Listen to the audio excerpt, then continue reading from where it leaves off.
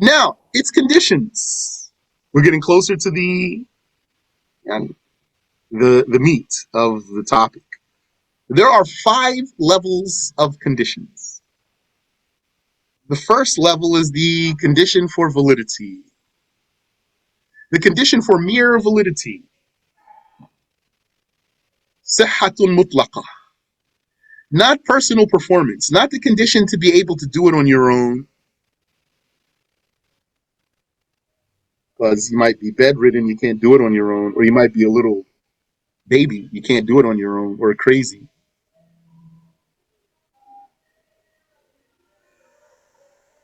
And not even a condition for being obligatory, just the condition for being valid. So you might be a child or you might be a slave. It's not obligatory on you. What's the condition for validity? Or, and not a condition for pledging. What if you wanted to make a vow? There's a condition for the vow to be valid. None of that is what we are considering at this very moment. We are only looking at the condition for validity, which is Islam, not discernment, not tamyiz. Mm-hmm. Because a crazy person can have a valid Hajj. So, though Hajj is not obligatory on a child or an insane person due to the lack of legal responsibility, and this here, this doesn't need to be refuted. That's obvious. It's obvious why it's not obligatory on a child or an insane person for the level of this book. Mm-hmm. Mm-hmm. So that sentence doesn't need to be there. But I don't want to erase it altogether. I'll put it in the footnote. It is still valid for them by virtue of their Islam. If the child is discerning, it is valid for him to perform it himself. And he can go around the Kaaba himself, go between the mountains himself, can throw the pebbles himself. We'll see. So, if the child is discerning, it is valid for him to perform it himself, or for it to be performed by someone else, if he is discerning. Yani, he's prepubescent. Mm-hmm. A prepubescent mumayyiz child. Then he can do the Hajj on his own, or someone else can do it for him. That's clear? Yes. So, if you have prepubescent child who's not mumayyiz, not discerning, then he can only do it by someone else performing it for him.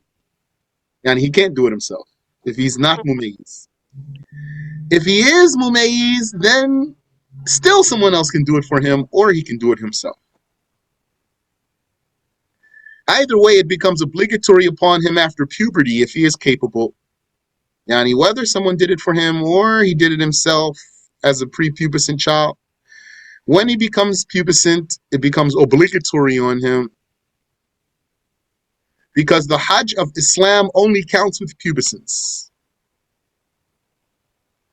The guardian of wealth, meaning the one who's in charge of that child's money, or his proxy, the guardian's proxy, may initiate ihram on behalf of even a discerning child. Meaning can make the intention of ihram on behalf of the child. He can basically render the child a pilgrim. He can make an intention that makes the child become a pilgrim. Wow. As well as the insane one. And an insane person, same thing. By intending, what's the intention of the guardian? I put him into ihram.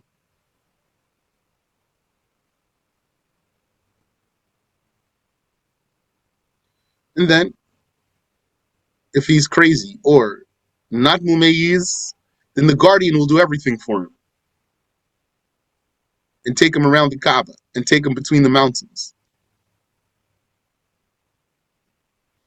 If he's mumayyiz child, then the guardian could do everything for him, or he can do it himself. That's going to come back, inshallah.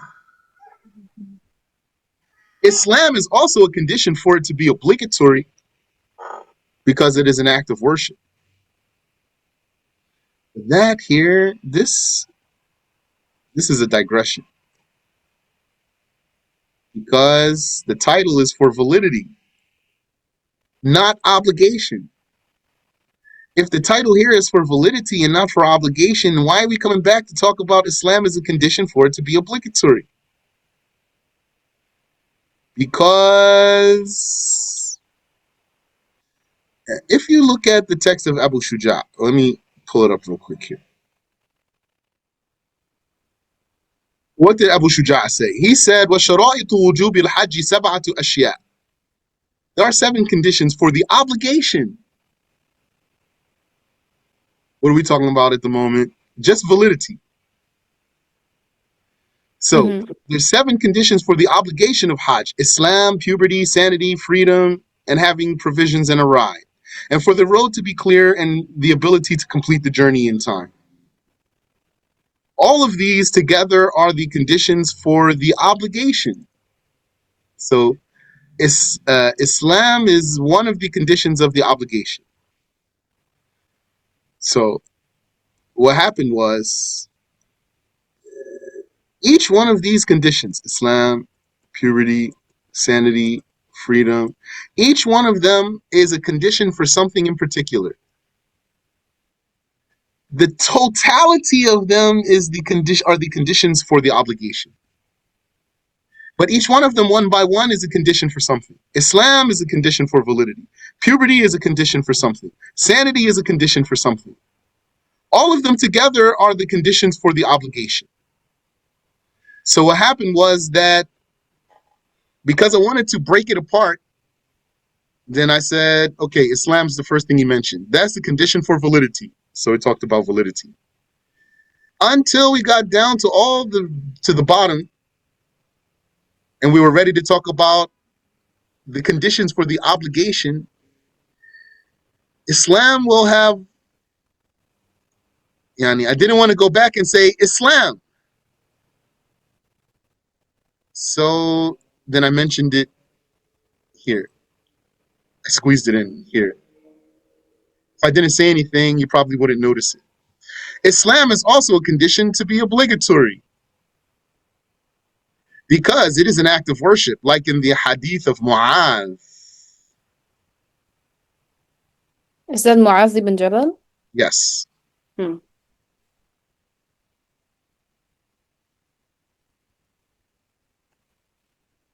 ادعوهم إلى شهادة أن لا إله إلا الله فإن أطاعوك فأعلمهم أن عليهم كذا.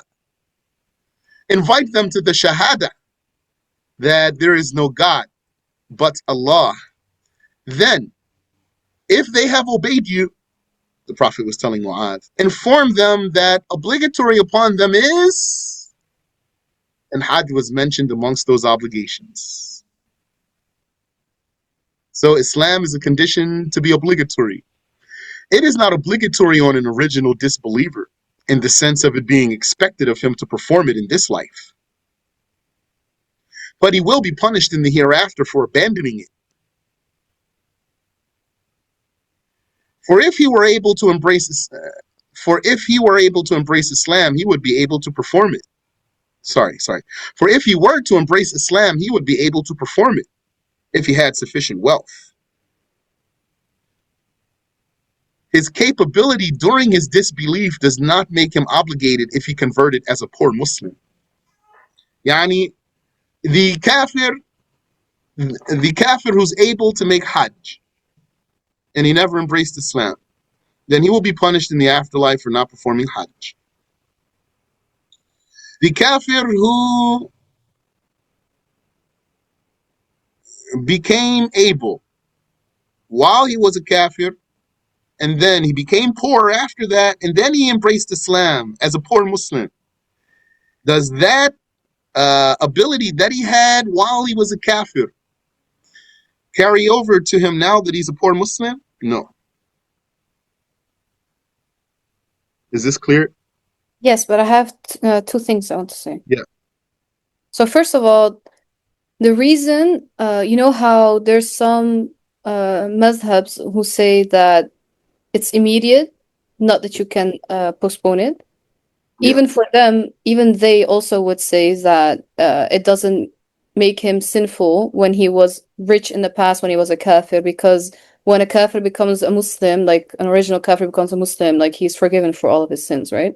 The past sins. I haven't heard what all of the madhabs say here. Okay, so that's not a right conclusion that I took then. Not that I it's a wrong conclusion, but I just haven't heard. Yeah, so I'm gonna erase it still because we don't know. I didn't hear either. I'm just asking.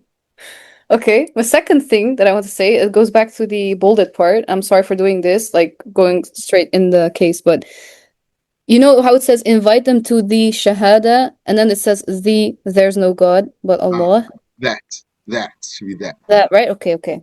I was just gonna say why didn't you write that there? Okay. All of it is clear. Okay. The apostate stays addressed with liability because of the perpetual trace that Islam left on him. لِبَقَاءِ عُلْقَةِ الْإِسْلام. But it is not valid during his apostasy. If he were incapable as a Muslim, and then he became capable as an apostate, and then he became poor again, and then he re-embraced Islam, it is established. It is an established debt on his account. Yani, Mm. his ability that he gained during his apostasy will carry over to his re-embracing Islam. So he is required to perform it before death, and it is not valid during his apostasy. So, just for my understanding in the English language, when you say he stays addressed with liability because of the perpetual trace that Islam left on him, how Yes. would you explain that to someone who doesn't speak English?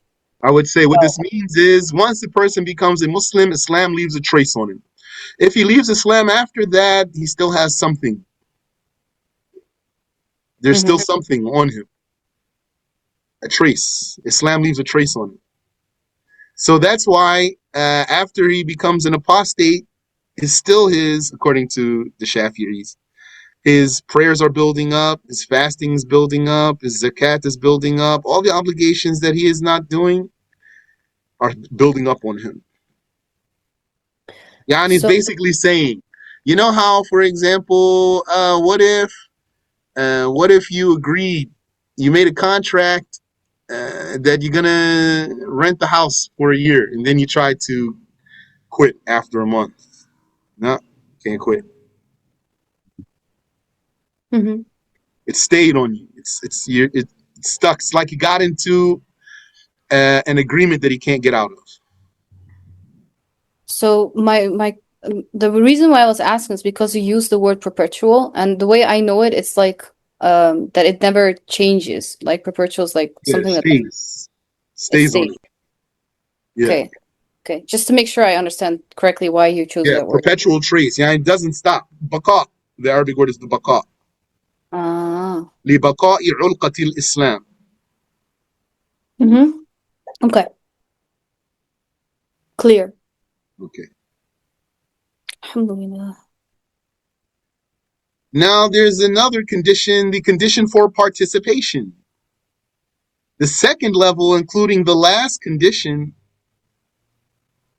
the second level of conditions, including the last condition, which was the last condition, Islam, Mm-hmm. Yeah. is the condition for the validity of personal performance. صحة المباشرة.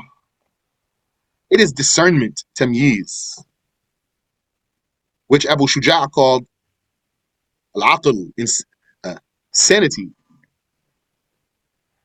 Sorry, can So, I ask? yeah. Sorry. Why are you calling it levels? طبقات. Yani, because, well, that's, I did learn it this way here. So what the scholars did was, yani, what basically, let me take you back to Abu Shuja'. What did Abu Shuja' do here in this text? He said there are 7 conditions for the obligation of Hajj. So because each one of these conditions has is a condition for something, Mm-hmm. Then what Abu Shuja actually did here was he skipped all the way down to the fifth level. This paragraph here is the fifth level of conditions. Yani, so we saw Islam is a condition for validity. And he has puberty number 2. And we have sanity number 2. I'll switch that. Yeah. Then sanity is a condition For the uh, participation. for what? Was it participation? For participation along with Islam. Mm-hmm. And then puberty is going to be a condition for something along with sanity and Islam. And then freedom is going to be a condition for something along with sanity and puberty and Islam. Ah, I see. You're building up the levels. Okay. Yeah. Okay, okay, now I get it. Why you're calling it levels. Sorry for asking. No, no, don't. I don't want you to apologize anymore for asking. Okay. I was gonna say sorry for that, but okay, I won't.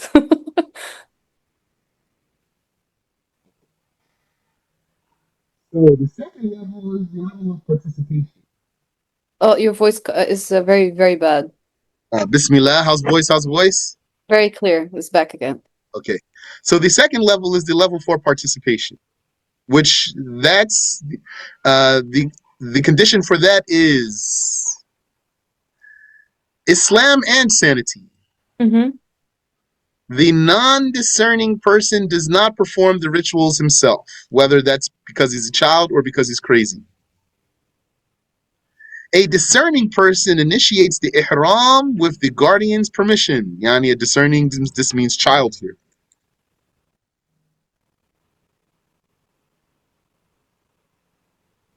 A discerning child initiates the ihram with the guardian's permission, and then he performs the actions. So if the ward is discerning, then he performs tawaf on his own. And he prays the 2 rakats of tawaf on his own. And he performs the sa'i on his own, and he throws the stones himself, and he is rewarded.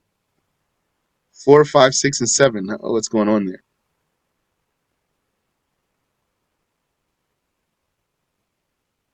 This looks like something that happened in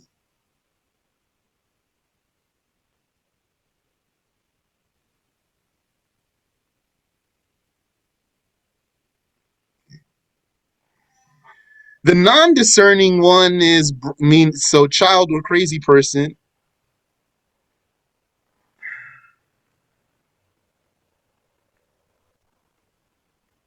is brought by his guardian to the sacred sites. The guardian, performs tawaf carrying the child, both being in a state of purity. He performs the 2 rakats of tawaf on the child's behalf, or the crazy person. He performs sa'i carrying the child, so if it's a crazy person, for example, could just take his hand. Mm. Same thing going around the Kaaba. Can, for example, put him in front of him and put his and take his shoulders so he doesn't turn, and then move forward with it around the Kaaba. Mm-hmm. And he performs sa'i carrying the child or taking the crazy person by his hand. And he hands the stones to the child to throw if he is able, or to the crazy person. Tell him throw if he's able to do so. Otherwise, someone who is not obligated to throw stones throws on his behalf. Or the guardian will throw after throwing for himself. Why? Because just like the Hajj itself, you can't do it for someone else without having done your own. The throwing of the stones, you can't do it for someone else without having thrown your own. If you threw it, it's going to count as your own. If you didn't throw your So, own stones yet and you wanted to throw for someone else, it's still going to count for you because you didn't do your own yet. um, so what if someone is performing a sunnah Hajj then? If he's performing a sunnah hajj, if he is amongst the people who's obligated to do Hajj of Islam, and he made the intention to do a Sunnah Hajj, it's going to be an obligatory Hajj. Okay. But like here it says like someone who's not obligated to throw, right? So do you mean with that like a random person who's just like going along for the adventure but he's not performing Yeah, Hajj? someone who's not obligated to throw, like someone who already threw, or someone who doesn't have to throw. Yeah, like he's just there. Okay. Just to make sure I understand. Okay. Now I get it. Okay. Al-Basir, he's one of the explainers of Abu Shuja'. He said the guardian does not make himself a muhrim by making his ward a muhrim. This one, Al-Basir, his explanation for Abu Shuja' is amongst what makes this book very powerful, this translation we're reading. It's a very nice explanation of Abu Shuja'. It's not a basic one. Hmm. So I was able to take out many nice benefits from that book.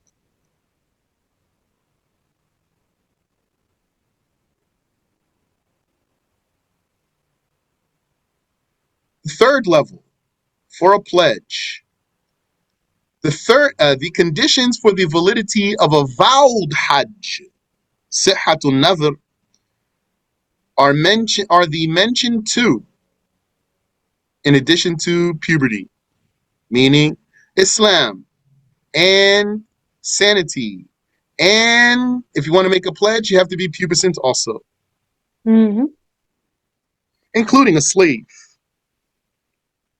Yani, that slave, he's a Muslim, he's sane, he's pubescent, then he can vow to perform Hajj. Then it will be a valid vow, but it's not going to be the Hajj of Islam as long as he's a slave. Yeah. And so the child is excluded because he lacks puberty. So he cannot make a vow to perform the Hajj or the Umrah. The fourth is the condition to count as an obligation. The fourth level, counting as the Hajj of Islam, requires the aforementioned conditions. So Islam, sanity, puberty, and now freedom, plus freedom, al-hurriyah, not ability. Ability to perform the Hajj is not a condition for it to count as an obligation. Count. There's a Hmm. difference. There's a difference between it being an obligation and counting as an obligation. What? Yani, if you are not able to perform the Hajj, Yeah. then it's not an obligation on you. Hmm. But if you did it, it will count as an obligation. Okay, that's nice. Okay, that's very nice. Like you're poor, so you're not obligated. And then someone told you, come on, I'll pay for you.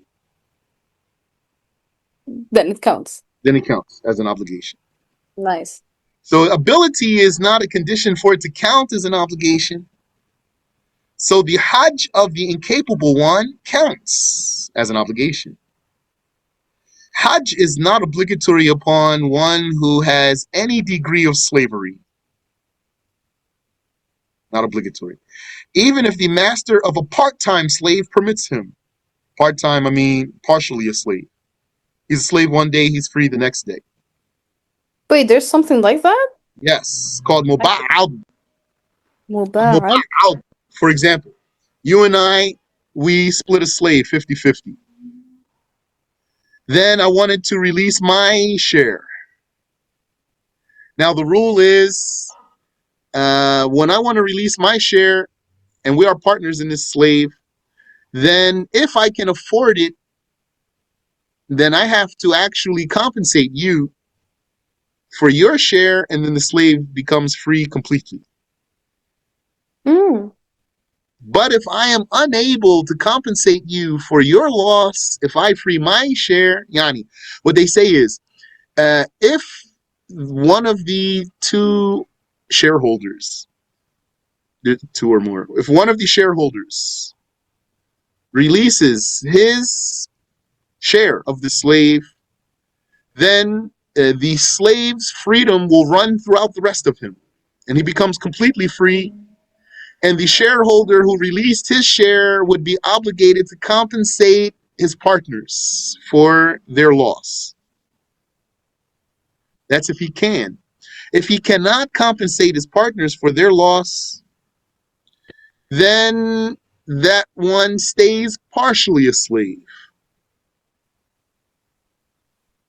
So, if you and I went 50-50 on a slave, and I wanted to set my share free, or you wanted to set your share free, then whichever one of us wants to set our share free, if we are able to compensate the other, then freedom will run throughout the entire slave. And then whichever one of us freed our share would be obligated to pay the other for his loss. But Wow. if we can't compensate the partner, then that one will remain partially a slave. My share would be free and your share is still confirmed. Now he's a part-time slave. Wow. It's first time hearing this from me. MashaAllah. MashaAllah. That's cool. Yeah. So then he will be, whenever he was a slave for me, he'll be free. And whenever he's a slave for you, he's a slave. So what MashaAllah.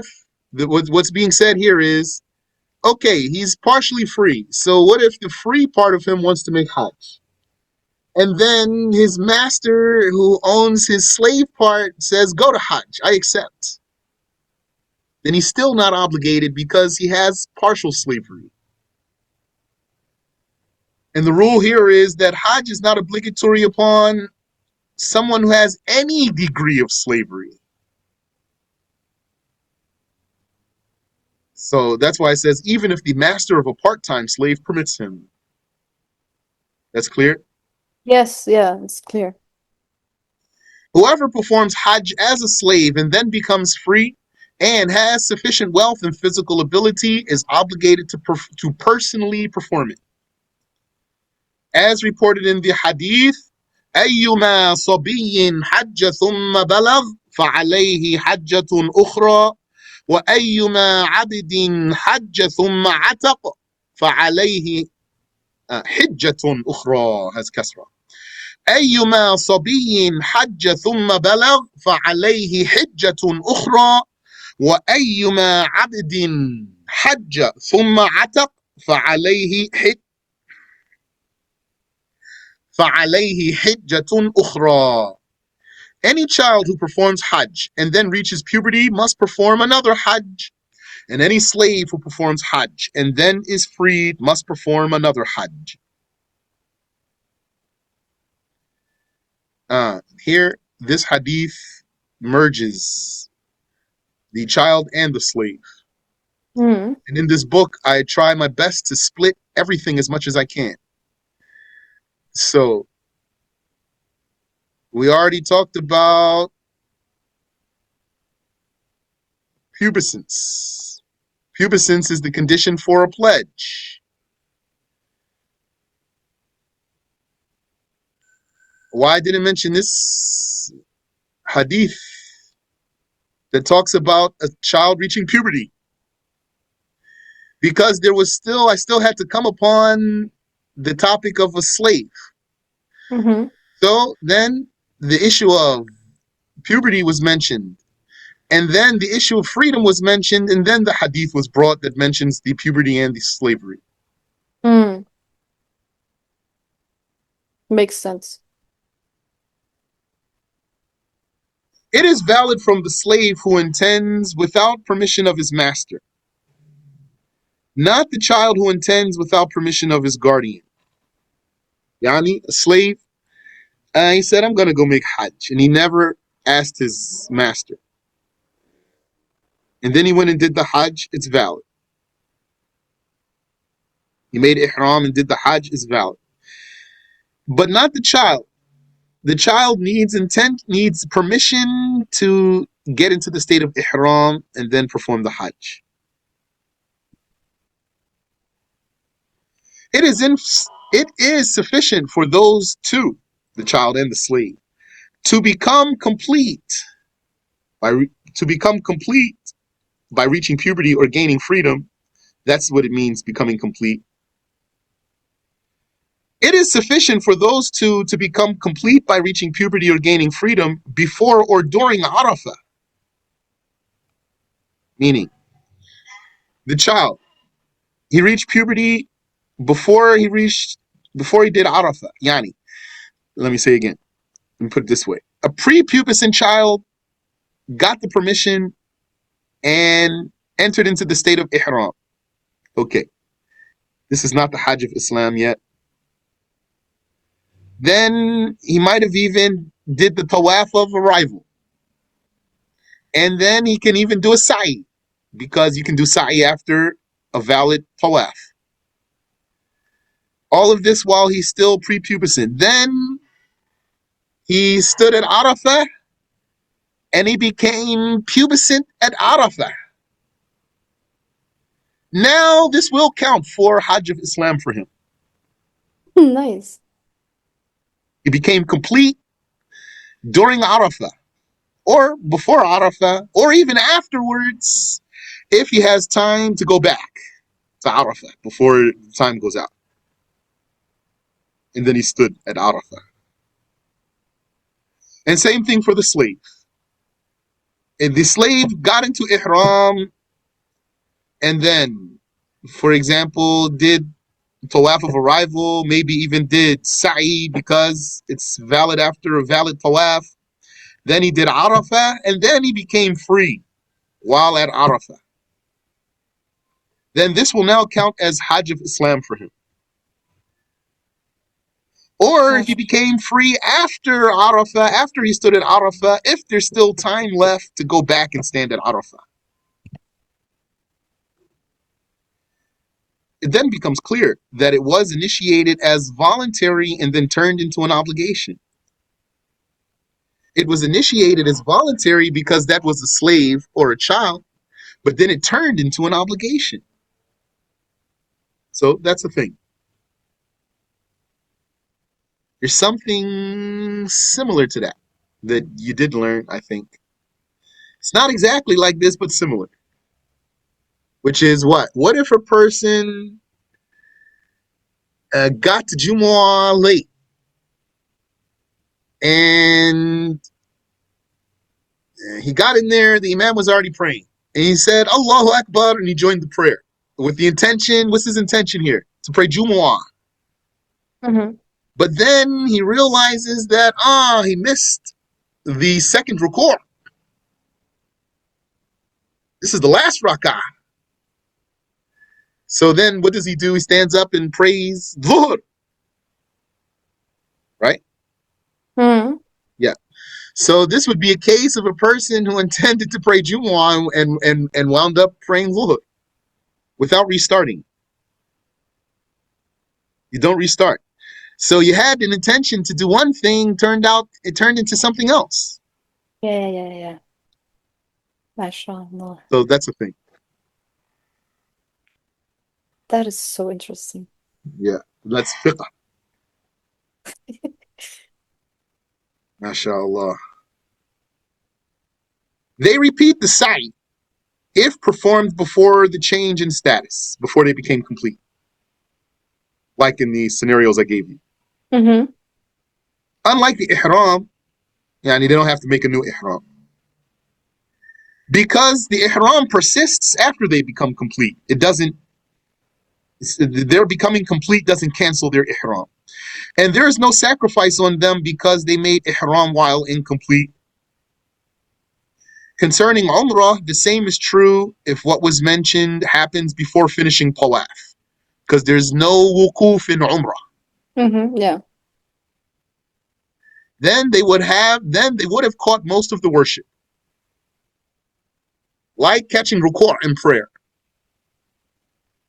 Meaning, the person who became pubescent or free during Arafah, or after Arafah, but he has enough time to go back, or even before Arafah, after he made ihram. Now this became the Hajj of Islam or the Umrah of Islam for him. This is like a person who caught ruku'. He caught the imam in ruku', and so the whole rak'ah will count for him. That's clear? Yeah, yeah, it's clear. Yeah. What's so interesting here? What's so interesting here is the comparisons, I think. This is very intriguing here. How we are Yeah. comparing one thing to another thing, they seem so different. Hmm. They are so different, and yet we are bringing them together in comparison. This is the special power of the mujtahid. The mujtahids, they have the most powerful ability to draw comparisons. Similar to a child's puberty is the issue of a lunatic's waking up, meaning becoming sane. Yeah, so then that's three. Yani, we just said the child became pubescent, or the slave became free, or what? Or the lunatic woke up. Yani, the crazy person became sane. Now he has, for, yani, this has become for him the Hajj of Islam or the Umrah of Islam. And now we're at the fifth level. We said there's five levels. The fifth level is the level of the obligation of personal performance, but this is long. So let's stop here.